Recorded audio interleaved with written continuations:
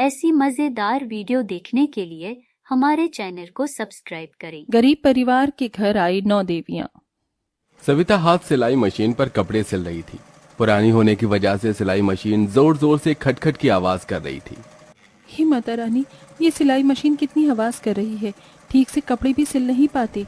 अरे शाम हो गई, मुझे तो ज्योति बाती भी करनी है। जल्दी से झाड़ू लगा लेती हूँ, इससे पहले कि सूरज डूबे। सविता जल्दी से पूरी झोपड़ी में झाड़ू लगाकर तखत पर सजी हुई माँ दुर्गे की मूर्ति के पास ज्योति जलाती है। पूरा परिवार आरती में शामिल होता है। अम्बे तू है जगदम्बे काली, जय दुर्गे खप्पर वाली, तेरे ही गुण गाई भारती ओ मैया, हम सब उतारी तेरी आरती। जय माँ दुर्गे, जय माँ दुर्गे। माँ जी, बाबूजी, आरती लीजिए। जय माँ दुर्गा। तभी सविता की नन्ही सी 6 साल की बेटी वैष्णवी हाथ फैलाकर प्रसाद मांगती है। माँ प्रसाद दो ना मुझे। मेरी बिटिया रानी को प्रसाद चाहिए। अच्छा ये लो। ये का माँ बताची, तुम कभी माता रानी को मेवे मिठाई का भोग क्यों नहीं लगाती? पता है लोग मंदिर में माँ दुर्गे को महंगी महंगी मिठाई फल चढ़ाते हैं। ये सुनकर बूढ़ी कुंती ने कहा, माता रानी ने जितनी हैसियत जिसे दी है वो मेवे मक्खन का भोग लगाएगा ही, लेकिन माँ दुर्गा हमारे परिवार को दुख ही दिए जा रही है। नहीं सासू माँ, माता रानी कभी अपने भक्तों को दुख और कष्ट नहीं देती। माँ दुर्गा तो दया की मूरत है। लाख दुखों में भी गरीब दर्जी सविता की भक्ति माँ दुर्गा के प्रति एकदम सच्ची है। जब कभी उसके परिवार का विश्वास माँ दुर्गा के लिए डगमगाता तो वो माँ दुर्गा के लिए उनके मन में आस्था और प्रेम जगाती थी। परिवार में बूढ़े सास ससुर, पति मुरली था। सविता दिन दिन भर दर्जी का काम करके कपड़े सिलती, जिससे कपड़े सिलकर भी मिली ज्यादातर कमाई के पैसे वो माँ की पूजा प्रसाद में लगा दिया करती। सविता बहू, अब रहने भी दे, बाकी कपड़े कल सी लेना। तेरा देह नहीं थकता क्या? ये सवेरे की लगी है कपड़े सिलने को।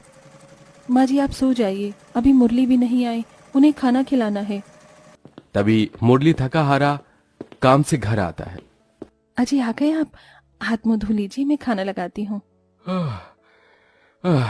ठीक है सविता। ये लो जी, सब्जी तो थी ही नहीं, चटनी पीसी है, रोटी बनाई है, खा लो। जो भी है बहुत है सविता, लाओ दो। बढ़िया बना है सविता चटनी रोटी। सुनो जी, मालिक ने पैसे दिए क्या? कल से नवरात्रि शुरू है, घर में कलश रखना है। नहीं सविता, मालिक ने 1 रुपया नहीं दिया। इसी आस में दिन भर चिलचिलाती धूप में काम किया, ईंट बालू ढोया।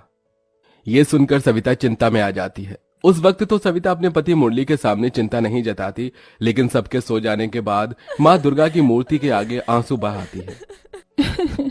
हे दुर्गा मैया, ये गरीब दुखियारी दर्जी बहू किस तरह से कन्या पूजन करेगी और कैसे कलश बिठाएगी? क्या इस बार तो मेरे गरीब घर परिवार में नहीं आओगी? सविता किसी दूध छुड़ाए बच्चे की तरह बिलख बिलख कर सो जाती है। तभी सुबह के 6 बजे ही कोई उसका द्वार खटखटाता है। इतनी सुबह कौन होगा? सविता, ओ सविता, अरे दरवाजा खोलो। अरे ओ दर्जी सविता, दरवाजा खोलो। अरे मंदा जी, आप इतनी भोर को? हाँ, वो तुमने मेरे कपड़े सिले थे ना, तो उसके पैसे देने थे, वही देने आई हूँ, ये लो। जैसे ही मंदा गरीब दर्जी सविता के हाथों में पैसे रखती है तो उसकी आंखें डबडबा जाती हैं। बहुत बहुत धन्यवाद मंदा जी, धन्यवाद मैया। अब मैं इन पैसों से कलश बिठा पाऊंगी। सविता बाजार से मिट्टी के कलश, जौ, नारियल, चुनरी, फूल, प्रसाद लेती है। हे भगवान, सारे पैसे तो इन सब सामान में खर्च हो गए। मैया जी की नई मूर्ति और जोड़ी के लिए पैसे बचे ही नहीं। सविता व्यथित मन से सामान लेकर घर चली आई, जहां पूरा परिवार निर्जला नवरात्रि व्रत किए था। बहू सामान ले आई, चलो अब जल्दी से कलश स्थापना कर लेते हैं। मगर मूर्ति कहाँ है? माँ जी पैसे नहीं बचे। सविता अपने आंगन की मिट्टी से माँ दुर्गे की मूर्ति बनाती है, जिसके बाद पूरा परिवार कलश स्थापना करके 9 दिनों का नवरात्रि व्रत आरंभ करता है। पैरों का लाचार बूढ़ा जगमोहन बरसते आंसुओं की बौछार से विनती करता है, हे मैया, इस नवरात्रि के 9 दिन तक हमारे परिवार पर दया कृपा करना माँ। मैया जी, इस नवरात्रि में मेरे परिवार की गरीबी दुख दरिद्रता दूर करना। हे माता रानी, इन नवरात्रि के 9 दिन मुझे अपने 9 रूपों के दर्शन दिखाना माँ, यही इस गरीब भक्त की इच्छा है। जहां पूरा परिवार सुख समृद्धि की कामना करता है तो वहीं गरीब दर्जी सविता नौ देवी के दर्शन की इच्छा मांगती है और इसके बाद ही वो भूखे प्यासे कपड़े सिलने में लग जाती है। देखते देखते शाम ढल जाती है और व्रत तोड़ने का समय हो जाता है। माँ, शाम हो गई, आप जल्दी से हमारे लिए कुछ बना देना। कब तक कपड़ी अच्छी होगी? तुम्हें भूख नहीं लगी का? बस बना रही हूँ बिटिया। कपड़े सिलना छोड़कर सविता सिलाई मशीन से उठकर रसोई में आती है और राशन के खाली पड़ी डिब्बे को देखकर दुख में आ जाती है। हे माता रानी, घर में तो जरा सा भी कुछ नहीं है। मेरा तो नवरात्रि व्रत जैसे तैसे कट जाएगा, लेकिन माँ जी बाबूजी बूढ़े हो चले हैं, उन्हें खाने के लिए कुछ तो देना ही चाहिए। जरा सा आटा पड़ा है, इसी का हलवा बना देती हूँ। सविता जल्दी से थोड़े आटे से ही हलवा बनाकर भोग लगाने के बाद अपने सास ससुर बेटी और पति को परोस देती है। ये लीजिए माँ जी बाबूजी, ज्यादा कुछ बनने को था ही नहीं, हलवा बनाया है, खा लीजिए। अरे सविता, तुम भी तो खा लो। नहीं जी, आप सब खाइए, जरा सा तो है हलवा।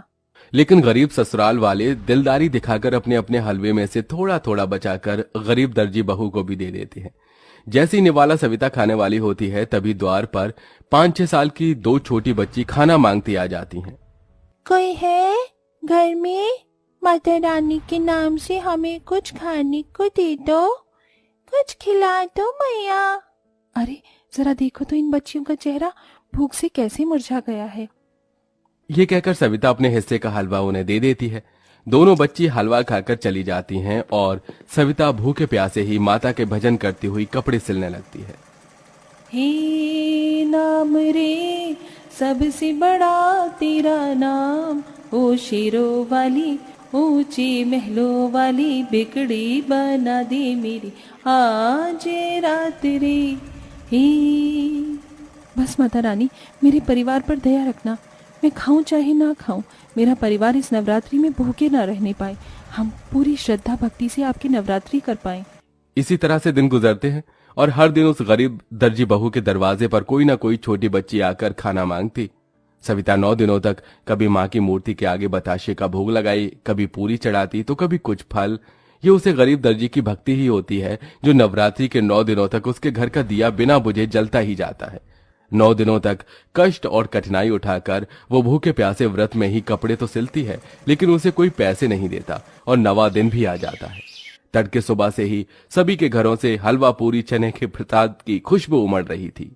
माँ, हम कंजक का प्रसाद कब बनाएंगे? आज तो नवरात्रि है। माँ जी, मैं पैसे मांगने जा रही हूँ, देखती हूँ कोई अगर पैसे दे दे। कविता आस पड़ोस के घरों में जाती है। नमस्ते कामिनी जी, आज कंजक है, मुझे कंजक बिठाना है, हाथ में 1 रुपए भी नहीं। सिलाई के पैसे दे देती तो। अरे दे दूंगी भाई, मैं तेरे पैसे लेकर भाग थोड़ी रही हूँ, अभी तो जा। हर जगह से सविता को निराशा ही मिलती है। वो टूटा दिल लिए घर आती है जहां ढेर सारा घी, आटा, सूजी, चीनी, मावा सब था और जगमोहन और कुंती कंजक का प्रसाद बना रहे थे। माँ जी, ये सब सामान कौन लाया? अरे बहू, तुमने ही तो ये सारा सामान भिजवाया है। 9 लड़कियों से थाली भी तैयार है। इतने में 9 छोटी बच्ची कंजक खाने अंदर आती हैं। उनके चेहरे पर एक अलग ही चमक थी, जैसे साक्षात 9 देवियां उस गरीब परिवार में आई हों। जगमोहन फटाफट से फटी चिटी चटाई बिछाता है और कुंती उनके पांव धोती है, तभी उनके पैरों से फूल झड़ने लगते हैं। ये माता रानी क्या चमत्कार है, कन्याओं के पांव से फूल झड़ रहे हैं। कुंती सोचने लगती है, तभी एक कन्या ने कहा, मैया जल्दी से हमें प्रसाद खिला दो, हम भूखी हैं। हाँ, बहुत भूख लगी है। बस लाई बच्चियों। सविता 9 कन्याओं को प्रसाद परोसती है। वो सब खाना शुरू करती हैं। प्रसाद बहुत ही स्वादिष्ट बनाया है, थोड़ा हलवा और दोगी? हाँ, मुझे भी चने चाहिए और मुझे खीर चाहिए। हाँ, देती हूँ। कंजक खाने के बाद एकदम से देखते देखते 9 कन्या 9 देवियों का रूप ले लेती हैं। लाल जोड़ा, लाल बिंदी, लाल चुनरी में वो माँ दुर्गे सी दिख रही थी। हे माँ दुर्गा, 9 देवियों के दर्शन पाकर मैं धन्य हुई। मेरा नवरात्रि व्रत सफल हुआ। माँ सविता, तुम्हारे मन में मेरे प्रति सच्ची भक्ति है।